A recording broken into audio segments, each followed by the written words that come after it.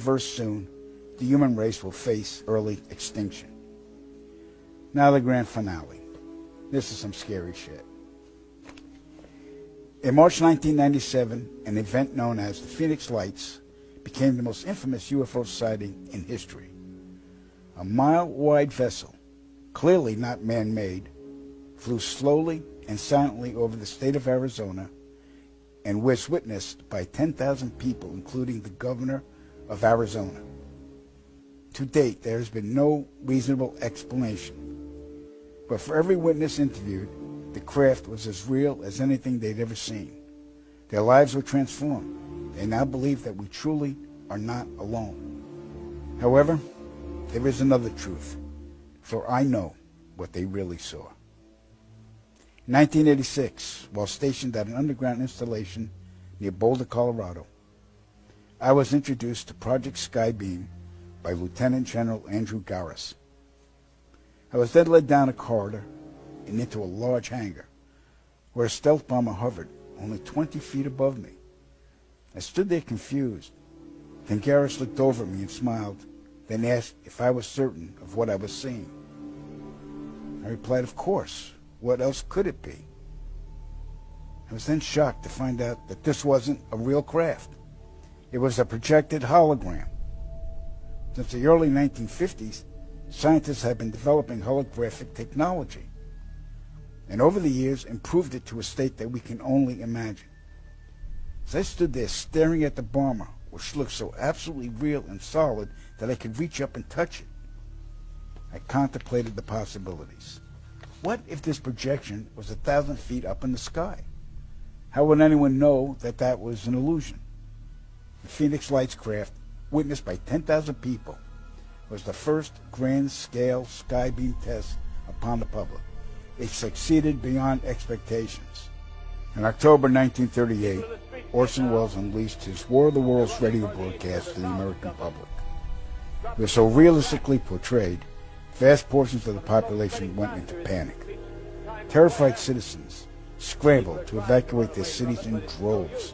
America had been easily tricked by very simple means.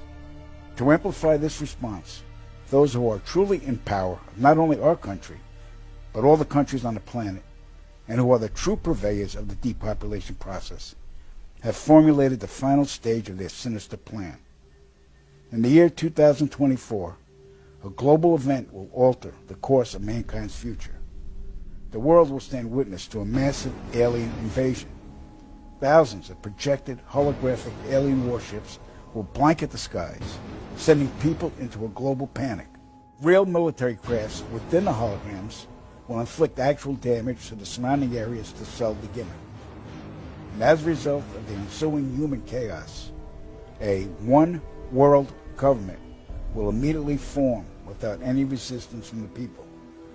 They will be the new world order. Once this happens, we as a people will be doomed to enslavement and accelerated depopulation. With that said, the only hope for human salvation is to acquire and spread the knowledge of these activities and agendas. Resist, retaliate, then conquer this imposing enemy. The time is now, as humanity is rapidly approaching its final days.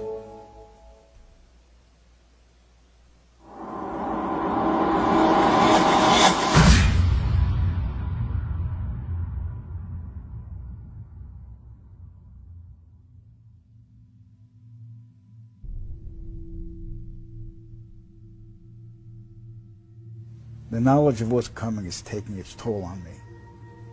I see all of these people living their lives, enjoying themselves, planning their futures, oblivious to the fact that it's all going to end soon.